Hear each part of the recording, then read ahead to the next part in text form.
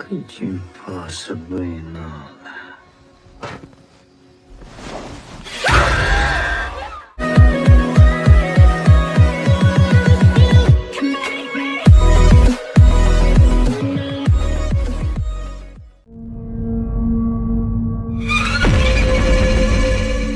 Hai movie lovers, gimana kabarnya?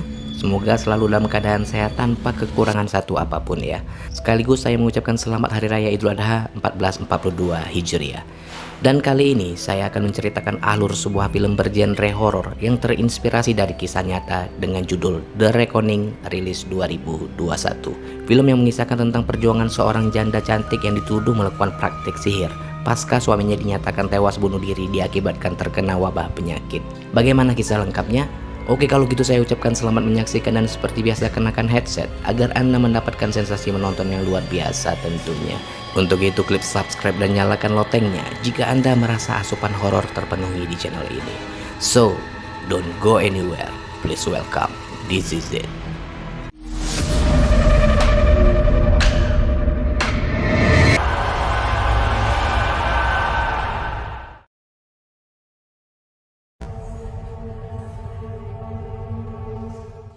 Diceritakan pada sebuah negara yaitu Inggris di rentang waktu 1665 sampai dengan 1666, di mana kala itu sebuah wabah penyakit diidentifikasi sebagai penyakit pes, yaitu infeksi oleh bakteri yang ditularkan melalui kutu dan menewaskan sekitar 100.000 orang.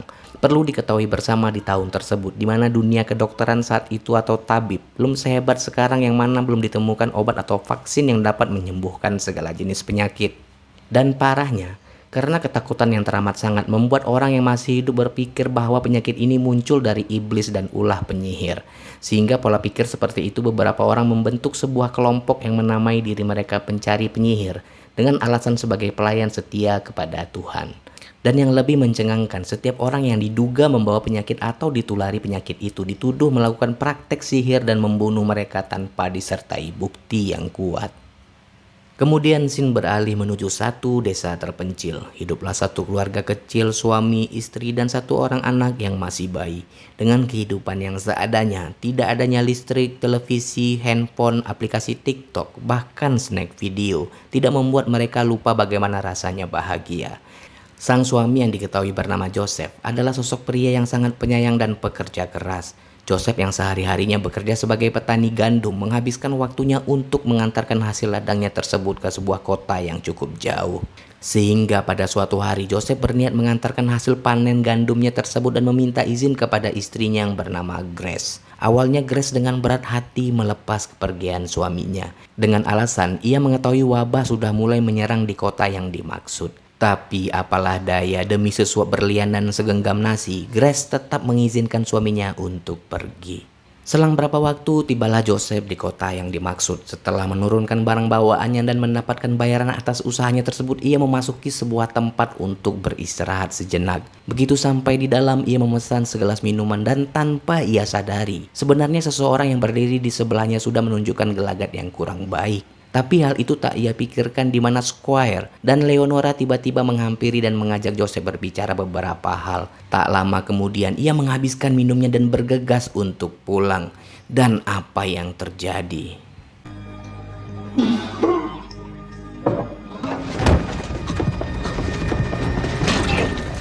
Saat malam tiba, di saat Joseph yang sudah berada di rumahnya, ia merasakan dirinya menderita demam yang tinggi dan terdapat infeksi pada bagian tubuhnya. Grace yang mengetahui ada sesuatu yang tidak beres terhadap suaminya, seketika ia terbangun dan menghampiri. Tapi apa yang terjadi? Joseph seketika menjauh dari istrinya tersebut dan mengatakan jangan menyentuhnya dengan alasan ia takut penyakit tersebut menular kepada Grace dan anaknya Abby. Tanpa pikir panjang saat itu juga Grace pergi ke hutan untuk mencarikan buah elderberry yang bertujuan untuk meredakan demam yang diderita suaminya tersebut. Joseph yang merasa putus asa karena penyakitnya yang kian parah memutuskan untuk menulis sebuah surat wasiat. Dan yang lebih mencengangkan, Joseph justru mengakhiri hidupnya di saat sang istri tidak berada di sana.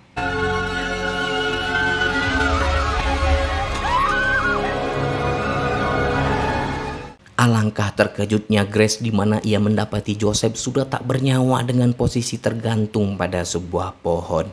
Duka yang teramat dalam begitu terasa oleh Grace. Yang ada di benaknya saat itu mengapa sang suami melakukan hal itu meskipun ia diderita penyakit yang membuatnya tersiksa. Apalagi mereka sudah dikaruniai seorang anak yang kehadirannya sudah ia tunggu sekian lama dan lagi lucu-lucunya. Scene pun berganti. Pasca meninggalnya sang suami, Grace dikejutkan oleh kedatangan seorang tuan tanah bernama Squire.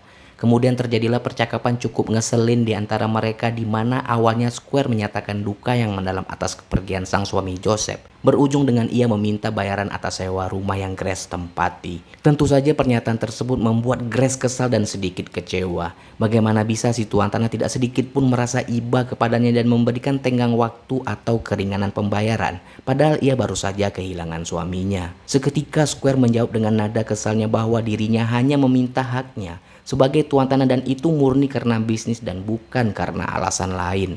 Don't worry, Squire. You'll have your money.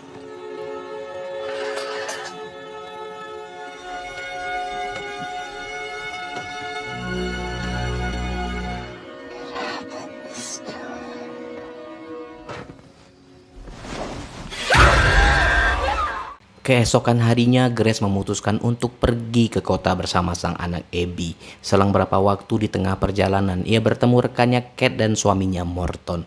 Dan terjadilah pembicaraan singkat saat itu di mana Grace berniat untuk pergi ke kota mencari uang. Seketika Kate membantah niat Grace dengan mengatakan mengapa ia masih saja ingin pergi ke kota, sementara penyakit sedang mewabah di sana. Grace hanya mengatakan tidak ada pilihan lain dan hanya di kotalah uang bisa didapat dengan mudah. Sebelum mengakhiri pembicaraan, Kate berniat untuk merawat dan menjaga Abby saat Grace berada di kota, agar ia bisa tenang dalam perjalanannya dan tentu saja agar wabah tidak menyerang anaknya tersebut. Sesampainya di kota, beberapa penampakan mengerikan terlihat oleh Grace. Jalanan kota yang sepi, tidak adanya aktivitas warga di luar rumah, ekspresi warga yang penuh ketakutan, bahkan mayat yang bergelimpangan di pinggir jalan. Tak lama tibalah Grace di suatu tempat di mana Joseph biasa beristirahat. Kemudian ia menghampiri Tuttle, pemilik dari tempat tersebut, dan mengatakan ia adalah istri dari Joseph. Karena orang tersebut cukup mengenal Joseph, seketika ia menyambut Grace dan mengatakan bahwa ia turut berduka atas kematian Joseph. Dengan penuh keraguan, Grace mengatakan niatnya kepada Tuttle bahwa ia ingin meminjam sejumlah uang untuk pembayaran sewa rumahnya. Seketika Tuttle menolak permintaan Grace tersebut dengan mengatakan bahwa tidak mungkin ia meminjamkan uang dalam kondisi sulit saat itu. Terlebih lagi Tuttle meragukan Grace yang sudah pasti akan sulit baginya untuk mengembalikan uang tersebut. Tidak banyak yang bisa Grace perbuat dan hanya bisa pergi dengan rasa kecewanya. Sesaat sebelum pergi, Grace menanyakan sesuatu kepada Tuttle apa yang terjadi dengan Joseph saat ia berada di lokasi tersebut. Dengan santainya Tuttle menjawab bahwa Joseph pergi hanya beristirahat sebentar untuk minum di tempat itu. Dan malangnya ada seseorang mengidap penyakit tepat berada di samping Joseph saat itu. Sesaat kemudian Square menghampiri Joseph dan menukar gelas minuman mereka. Joseph yang tidak mengetahui hal itu dengan santainya minum dari gelas yang salah. Dan dari kejadian itulah berawal penyakit yang diderita Joseph sampai akhirnya ia bunuh diri. Dan di akhir pembicaraan Tuttle mengatakan bahwa Square lah pelakunya. You saw this? The Squire, of course.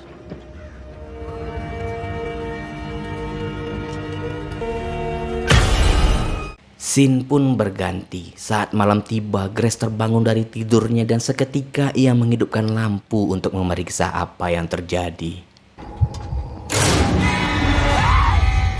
Dengan rasa kaget bercampur takut, segera ia mengikuti langkah Joseph yang seakan-akan ia memberikan pesan kepada Grace. Tak diduga begitu sampai di makam Joseph, Grace menarik kembali jasadnya dan seketika ia terfokus pada cincin emas yang ada di salah satu jari Joseph. Bisa disimpulkan bahwa Joseph memberikan pesan kepada Grace agar ia mengambil cincin tersebut untuk digunakan sebagai kebutuhan hidupnya sehari-hari.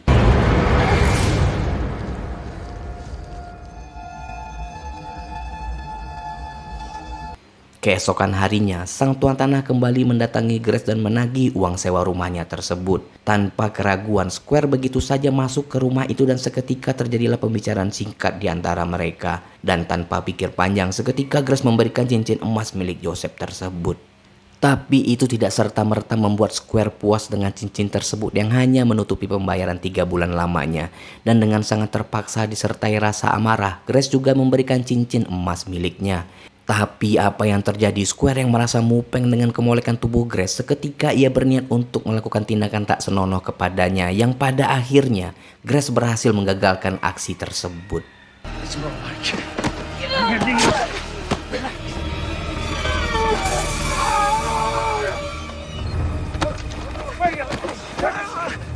Kemudian scene berganti ke beberapa waktu yang lalu di saat Joseph belum tewas dan terungkaplah sebuah fakta bahwa Grace menceritakan bagaimana kehidupannya yang sudah kehilangan ayah dan ibunya di saat masih kecil.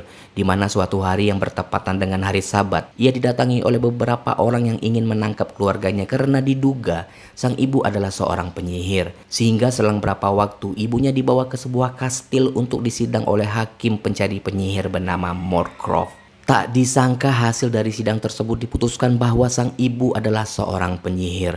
Dan parahnya, tanpa adanya bukti yang kuat yang menyatakan kebenaran dakwaan tersebut. Karena takut terjadi sesuatu pada putrinya, saat itu juga sang ibu dengan sangat terpaksa mengakui dirinya adalah penyihir. Karena pengakuannya tersebut, sang hakim seketika memutuskan untuk menghukum sang ibu dengan cara dibakar hidup-hidup. Dengan penuh keraguan, Grace bercerita itu semua kepada Joseph. Karena ia takut Joseph nantinya akan menganggap Grace adalah keturunan penyihir.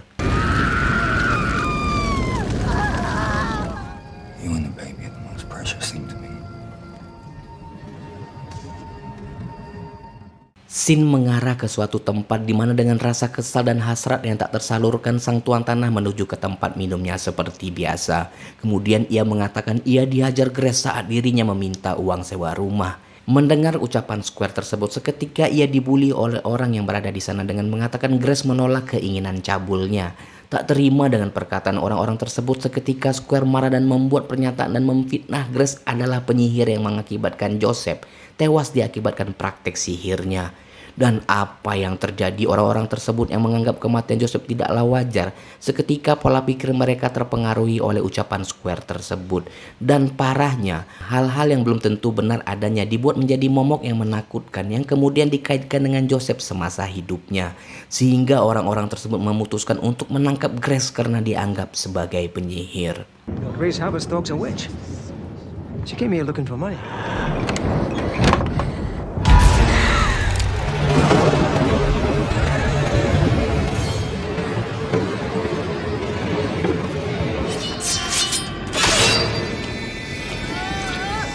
The rest of us.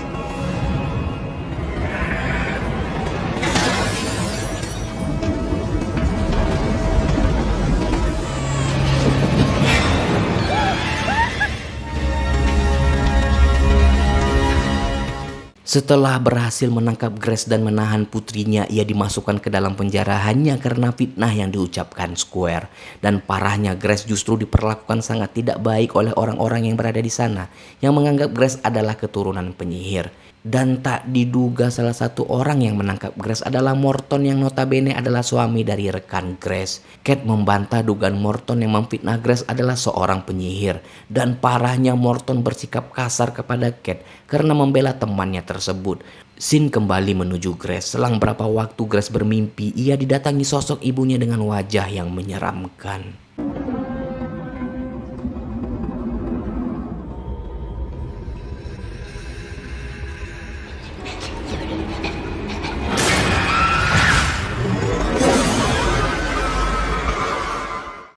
Di saat tersadar, Grace dihampiri salah seorang anggota Square yang belakangan diketahui bernama Edwin. Selintas ia seperti ingin membantu Grace dan berlaku baik kepadanya. Tapi hal itu tidak mudah karena sangat beresiko jika tindakannya tersebut diketahui oleh Square. Dan Grace hanya menginginkan bertemu dengan putrinya. Sesaat kemudian terjadilah pembicaraan singkat di antara sesama para tahanan di mana Astrid dipenjarakan karena ia dituduh sebagai pencuri setelah kedua orang tuanya tewas akibat wabah penyakit, dan satu orang lainnya yang bernama Malcolm yang berprofesi sebagai pendeta menjadi tidak waras akibat wabah penyakit yang ia duga dibawa oleh iblis. Bisa disimpulkan bahwa semua orang dipenjara karena ketakutan dari wabah penyakit yang sangat berbahaya tersebut, dan parahnya beberapa orang dituduh melakukan suatu tindakan yang merugikan tanpa adanya bukti yang memberatkan mereka. Tibalah waktu di mana Grace mendapatkan siksaan pertamanya agar ia mengakui bahwa dirinya adalah seorang penyihir. Cambukan demi cambukan yang membuat luka pada tubuhnya tidak serta-merta membuatnya menyerah, karena pada dasarnya ia berpegang teguh pada prinsipnya. Setelah hukuman itu, Square merasa menang dengan segala fitnah yang ia tujukan kepada Grace. Dan di akhir pembicaraan dengan tegasnya Square mengatakan bahwa hakim yang ia datangkan akan sangat menyiksa Grace jika ia masih tidak mengaku jika dirinya adalah seorang penyihir. And he won't be so forgiving. Let him go. Scene mengarah kedua orang ini, Hakim Moorcroft dan asistennya bernama Ursula, tiba di kota yang dimaksud. Mereka memutuskan untuk beristirahat di tempat yang tak asing terlihat. Selang berapa waktu Moorcroft dihampiri seseorang bernama Walkins, di mana dengan sangat marah ia mengatakan bahwa Moorcroft yang membunuh istrinya karena diduga sebagai penyihir. Moorcroft yang merasa ia melakukan tindakan yang benar seketika membantah pernyataan tersebut dengan mengatakan itu adalah tugasnya. Bisa disimpulkan bahwa Hakim Moorcroft dianggap melakukan tindakan penghukuman dengan alasan yang tidak tepat, yaitu dengan menuduh kemudian memaksa seseorang yang diduga adalah seorang penyihir. Tak terima dengan jawaban tersebut, seketika Walkins berniat untuk membunuh Hakim Moorcroft. Tak lama tibalah Moorcroft dan Ursula di kota yang dituju. Dan kedatangannya sangat disambut baik oleh Square. Tanpa basa-basi, sang hakim meminta agar ia dipertemukan dengan Grace. Di sela-sela menuju penjara, sang hakim mengatakan agar Grace tidak diberikan kasur dan menyiramkan air dingin ketika ia tertidur. Hal itu dilakukan karena Grace dianggap telah bersekutu dengan iblis. Sesaat setelah mereka pergi, Grace mendengar suara samar yang memanggil namanya. Grace yang mengenal suara tersebut yang sangat mirip dengan suara Joseph seketika ia menghampiri genangan air di tempat itu. Grace.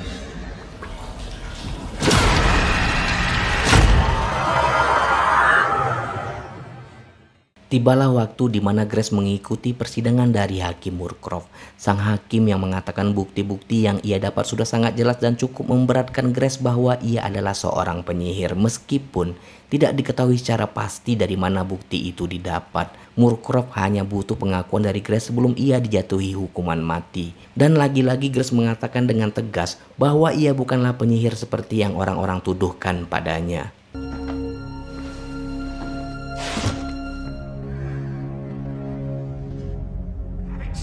Clear as day! The devil's mark!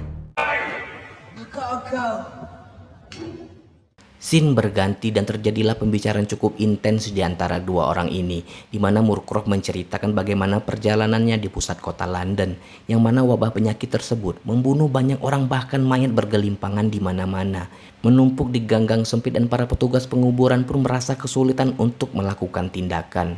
Bau busuk karena mayat yang cukup lama tidak terurus sehingga menyebabkan tikus sangat cepat berkembang biak yang dikhawatirkan akan membawa wabah baru bagi warga London. Dan di akhir pembicaraan, Square terus-menerus mendesak sang hakim agar ia membuat Grace mengaku dengan cara yang lebih menyiksa. Sehingga keinginan tersebut ditanggapi oleh Moorcroft bahwa ia akan membuktikan dengan caranya sendiri. You will have your confession. I guarantee it. Lagi-lagi Grace mendengar suara Joseph di tempat itu dan parahnya suara tersebut berasal dari sosok iblis yang mengganggunya di beberapa waktu yang lalu. Entah kenapa Grace begitu terpengaruh dengan suara tersebut sehingga hal itu membuat ia begitu terlena berlarut-larut.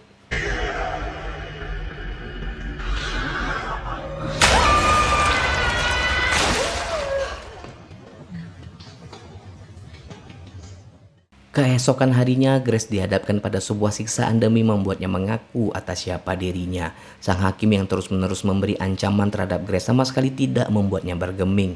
Bahkan Moorcroft, yang awalnya mengira Joseph tewas akibat wabah penyakit, berbalik menuduh Grace adalah pelaku pembunuhan tersebut. Hal itu dibuktikan dengan adanya tali pengikat yang berada di leher Joseph, padahal pada kenyataannya Joseph bunuh diri. Karena adanya bukti tersebut semakin menguatkan keputusan hakim bahwa Grace adalah seorang penyihir dan membunuh suaminya sendiri demi menghilangkan bukti. Sehingga sang hakim memberikan sebuah penyiksaan yang sangat menyakitkan.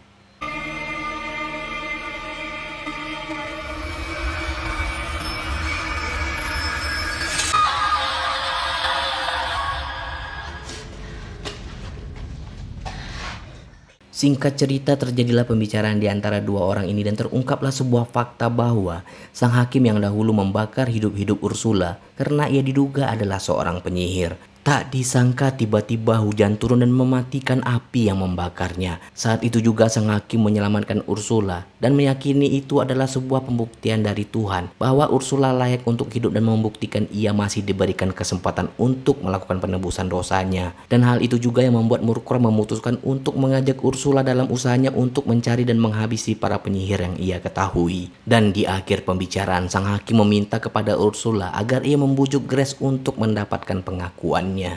Tak lama tibalah Ursula di penjara dan menceritakan kepada Grace bahwa dahulu ia juga sama seperti dirinya, yaitu tidak mengakui bahwa ia bukanlah seorang penyihir. Dan sang hakim Murkrok menunjukkan cara agar Ursula kembali kepada jalan yang benar dengan segala bujuk rayu yang ia sampaikan kepada Grace bahwa setiap kesalahan yang dilakukan bisa dimurnikan kembali dengan mengikuti terapi yang justru menyakitkan.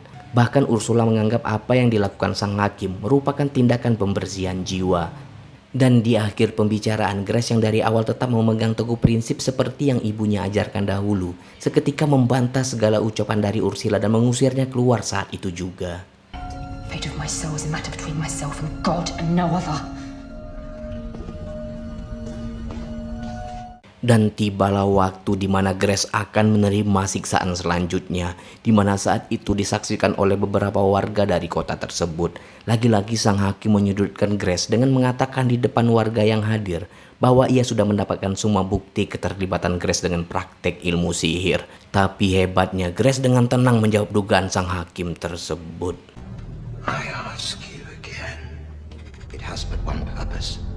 To inflict excruciating pain. But I will not bear false witness before you.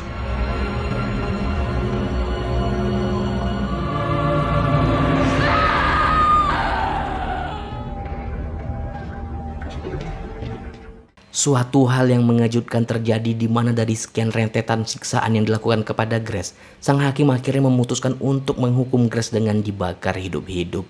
Seketika pernyataan tersebut membuat Square tiba-tiba membantah keputusan itu karena yang ia butuhkan adalah pengakuan dari Grace, dan seketika menganggap Murkrok dan Ursula tidak menjalankan tugasnya dengan benar. Sontak hal tersebut membuat sang hakim naik pitam dan mengatakan tidak ada lagi yang harus dilakukan selain membakar Grace dan parahnya juga membakar anaknya Abby. Setelah kejadian itu, Kate yang terus-menerus menyalahkan Morton sehingga mereka terlibat cekcok karena Kate menganggap suaminya tak sadar dengan tindakannya menangkap Grace sehingga membuatnya begitu tersiksa. Hanya dengan beberapa ucapan membawa mereka kepada pertengkaran yang pada akhirnya Morton tewas seketika.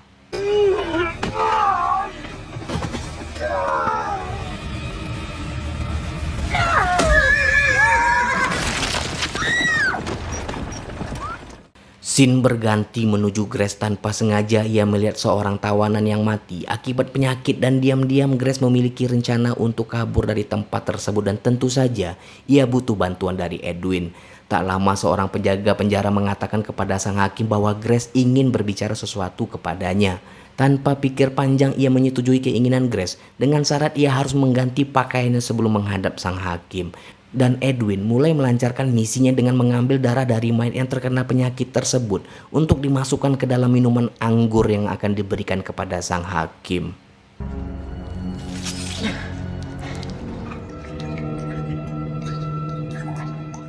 Kemudian terjadilah pembicaraan cukup intens di antara Grace dan Murkrok, di mana Grace memberikan penawaran kepada sang hakim, yaitu ia akan memberikan pengakuan dengan syarat Murkrok tidak membakar anaknya. Sang hakim yang merasa ia sangat membutuhkan pengakuan dari Grace seketika ia menerima tawaran tersebut dan memberikan hak asuh anaknya kepada Ursula. Sebelum Grace memberikan bayinya tersebut, ia melihat Edwin yang sudah membawa anggur yang sudah dicampur dengan darah yang telah ia ambil sebelumnya. Kemudian percakapan berlanjut di antara mereka dan Murkrok mengajak Grace untuk minum anggur bersama untuk merayakan kesepakatan yang telah mereka buat. Grace yang awalnya mengetahui anggur tersebut telah dicampur dengan darah penderita wabah tersebut, seketika ia menolak. Dan sialnya, Sang hakim mengurungkan niatnya meminum anggur tersebut. Dengan keadaan yang kian terpojok dan tidak ada jalan lain, Grace dengan pasrahnya meminum anggur tersebut meskipun ia merasa akan terkena penyakit dan tewas setelahnya. Dan apa yang terjadi? Grace membalaskan dendamnya kepada Moorcroft diiringi dengan perkelahian yang membuat sang hakim dan Ursula tewas seketika. I am no witch.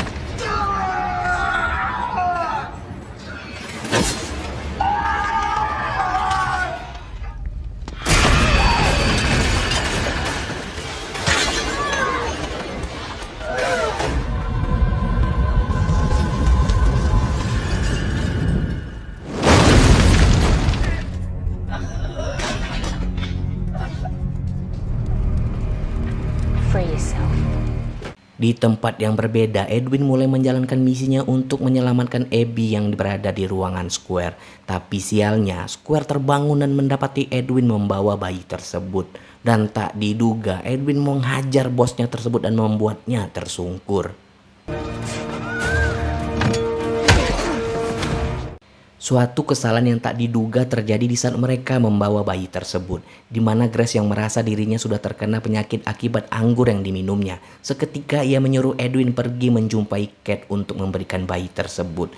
Tapi malangnya, Edwin mengatakan ternyata anggur tersebut tertukar oleh Square.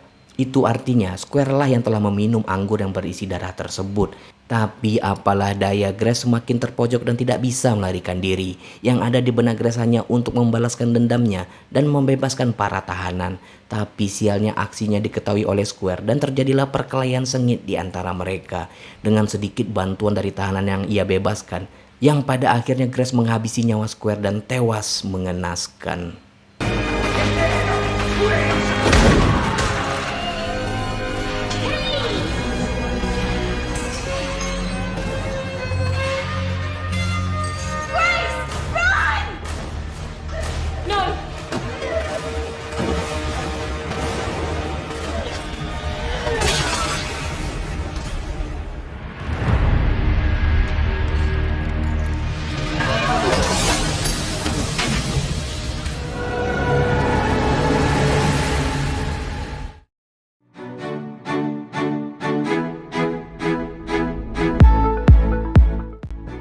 Yes, gimana movie lovers?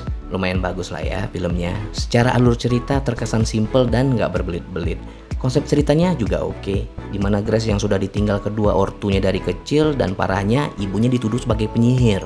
Nah, Grace sebagai garis keturunannya malah dituduh sebagai penyihir juga. Padahal kan belum tentu benar. Ya kalaupun memang dia penyihir asalkan diarahkan pada jalur yang benar, nggak ada salahnya juga ya kan. Kayak di film Hansel and Gretel tuh, ada kan penyihir putih. Tapi saya salut banget dengan keteguhan hati Grace. Udah disiksa begitu tetap memegang teguh prinsipnya. Mantap bener dah tuh ayam. Kokok lagi. Oke lah, segitu aja mungkin review dari saya. Jangan lupa nonton versi full movie-nya ya. Asli ini film bagus banget. Seperti yang saya bilang di thumbnail tuh, ini bukan film hantu, tapi cukup menghantui. Satu pesan positif yang bisa kita petik dari film ini adalah tetaplah menjadi diri sendiri dan memegang teguh pada prinsip yang benar. Meskipun disogok uang 10 miliar, pertahankan. Jangan sampai nggak diterima duitnya ya. Yap, izinkan saya pamit. Terima kasih sudah menonton. Mohon maaf jika ada kesalahan ataupun kekurangan dan sampai jumpa di alur cerita film selanjutnya. Bye bye, love you all.